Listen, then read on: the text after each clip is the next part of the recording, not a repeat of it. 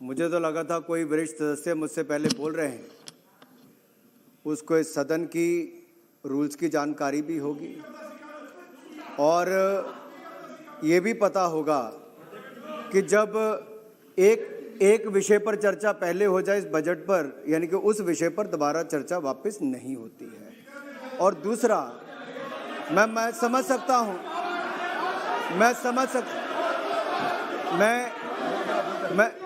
समझ सकता हूँ कि बजट पर उनकी तैयारी नहीं थी, बजट पर तैयारी नहीं थी सर, माना जा सकता है।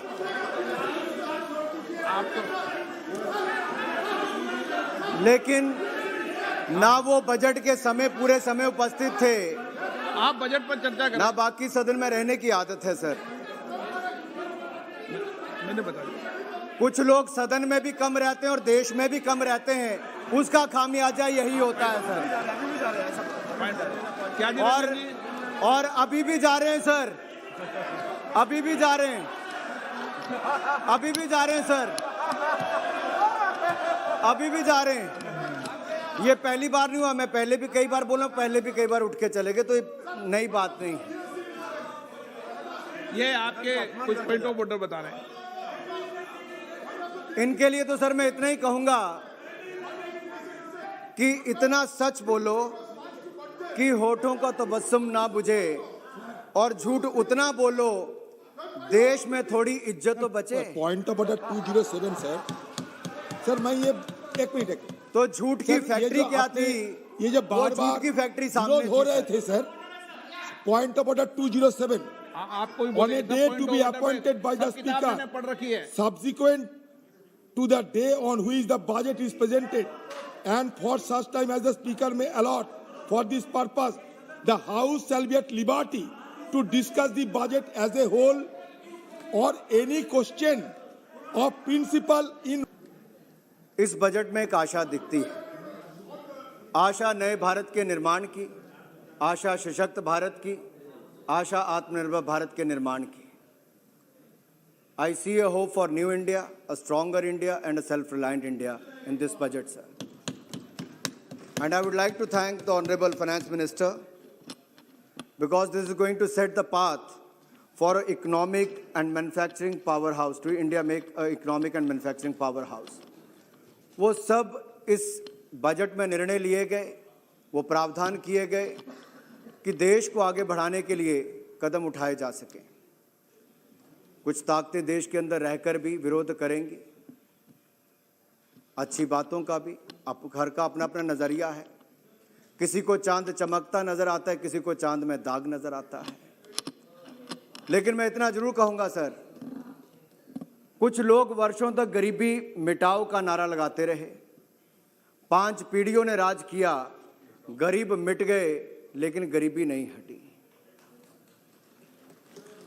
लेकिन एक गरीब मां के बेटे ने जमीनी स्तर से राजनीति करते हुए संगठन से सरकार तक आकर जब काम किया, तो हिंदुस्तान के इतिहास में सबसे कम समय में सबसे ज्यादा गरीबों को गरीबी रेखा से बाहर निकालने का काम किया तो नरेंद्र मोदी जी ने करने का काम किया है। कुछ लोग गरीबी पर राजनीति करते रहे, रोटी बांटने का राजनीति करते रहे, रोटी ज्यादा कैसे बने उस पर कभी विचार नहीं किया, क्योंकि इनकी राजनीति ही उससे चलती थी। सड़क की एक बजट में घोषणा कर दो, उससे पहले वायदा करके एक चुनाव जीत जाओ, फिर घोषणा कर दो। 5 साल बीतने तक केवल चूना लगता था, सड़क का कोई नामो निशान नहीं होता था। फिर एक आशा दिखाते थे, उसके बाद भी कुछ नहीं करते थे। इसी तरह से इनका खेल कई वर्षों तक चलता रहता था। और जब अटल जी के समय भी देखें सर, जब नेशनल हाईवेज बनाने की शुरुआत हुई, उस समय भी ये विरोध करते थे कहां से नेशनल हाईवे बनेंगे। आज देश में अगर कोने कोने में नेशनल हाईवे बने तो अटल जी ने शुरुआत की और नरेंद्र मोदी जी के समय उसे ऊंचाइयों पर ले जाने का काम किया गया है, कई गुना ज्यादा उसको बढ़ाने का काम किया है। यही नहीं सर, ये जो लोग कहते थे गरीबी का नारा, आज तो इनके मुंह से एक शब्द नहीं निकला। मैं तो इतना कहना चाहता हूं सर, गरीबों को शौचालय भी बना कर दिया तो मोदी जी ने, पक्का मकान हर गरीब को बना कर दे रहे तो नरेंद्र मोदी जी, हर गांव तक बिजली पहुंचाई तो नरेंद्र मोदी जी की सरकार ने, हर घर को बिजली का कनेक्शन दिया तो मोदी सरकार ने, एलईडी के बल्ब दिए तो मोदी जी की सरकार ने, अब हर घर को नल और नल से स्वच्छ जल देगी तो नरेंद्र मोदी जी की सरकार देगी। हर परिवार को, हर व्यक्ति को बैंक खाता दिया, 45 करोड़ से ज्यादा जनधन खाते खुलवाए तो नरेंद्र मोदी की सरकार ने। गरीब को रुपए डेबिट कार्ड दिए तो नरेंद्र मोदी जी की सरकार ने। जहां दुनिया पेपर करेंसी से प्लास्टिक करेंसी की ओर जाती थी अध्यक्ष जी, मोदी जी के नेतृत्व में हमने पेपर करेंसी से डिजिटल करेंसी की ओर एक नई छलांग लगाई और यूपीआई भीम की चर्चा आज पूरी दुनिया भर में भारत की एक बड़ी उपलब्धि के रूप में, सॉफ्ट पावर के रूप में होती है। यह ताकत है नए भारत की, उभरते हुए भारत की। और इस उभरते हुए भारत की और सशक्त भारत को ये लोग देखने के लिए मंजूर नहीं है। ना इनके समय में किसानों की आमदन दुगनी हो सकी, ना ये स्वामीनाथन कमेटी की रिपोर्ट को लागू कर पाए, लेकिन स्वामीनाथन कमेटी की रिपोर्ट को लागू करने का काम भी किसी ने किया तो नरेंद्र मोदी जी की सरकार ने किसानों के हित में किया। क्या थी उसमें रिकमेंडेशंस? एक बड़ी रिकमेंडेशन उसमें यह थी कि लागत प्लस 50% मुनाफा, कॉस्ट प्लस 50% प्रॉफिट। क्यों नहीं लागू किया? क्या कांग्रेस का कोई नेता इस पे प्रकाश डालना चाहेगा? क्या मजबूरी थी आपकी? यही नहीं, आपने तो बड़े बड़े वायदे किए थे अलग अलग राज्यों में। आपने तो कहा था कि हम लोग राजस्थान में 10 दिनों में कर्जा माफ कर देंगे, पंजाब में कर्जा माफ कर देंगे। मैं खुली चुनौती देता हूं इस सदन में सर, इनका कोई एक नेता बताए कि अगर सारे किसानों के कर्जे माफ कर पाए। ये केवल वोट बैंक की राजनीति करते थे, किसानों के वोट लेने के बाद उनको भूल जाते थे सर।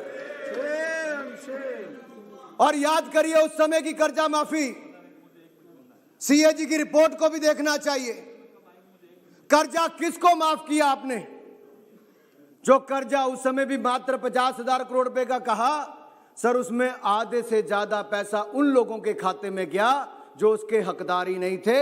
ये कांग्रेस के लोगों ने गरीब किसान का कर्जा भी माफ नहीं करने का काम किया। वो भी एक स्कैम था सर अपने आप में। और यही नहीं सर, राजस्थान में 1 से 10 दिन में संपूर्ण कर्जा माफी का जो वायदा किया था, राजस्थान के 75 लाख किसान आज 27 महीने के बाद भी इसका इंतजार कर रहे हैं सर। और पंजाब में तो मैं कह दूं अब चले गए उठ के।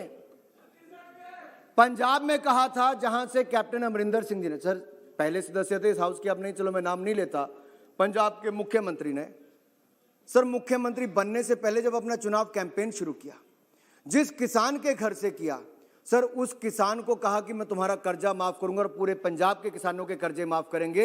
आप पंजाब के किसानों के कर्जे भी नहीं माफ कर पाए और उस किसान का कर्जा भी आप माफ नहीं कर पाए। यह असली चेहरा है कांग्रेस का।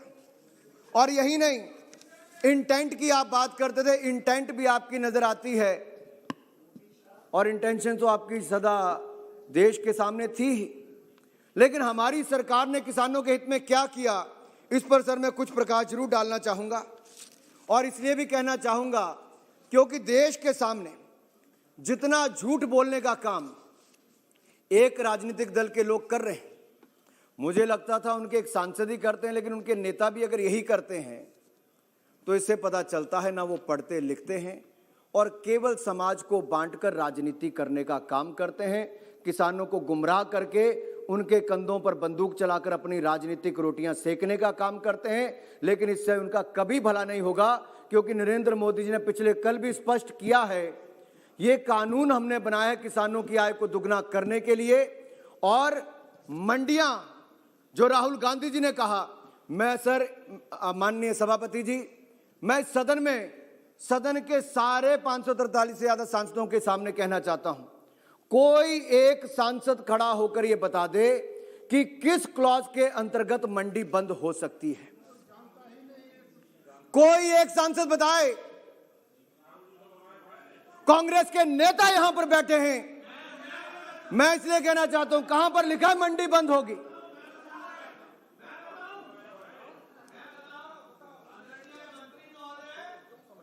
और में 2006 में ये कानून रद्द किया गया था।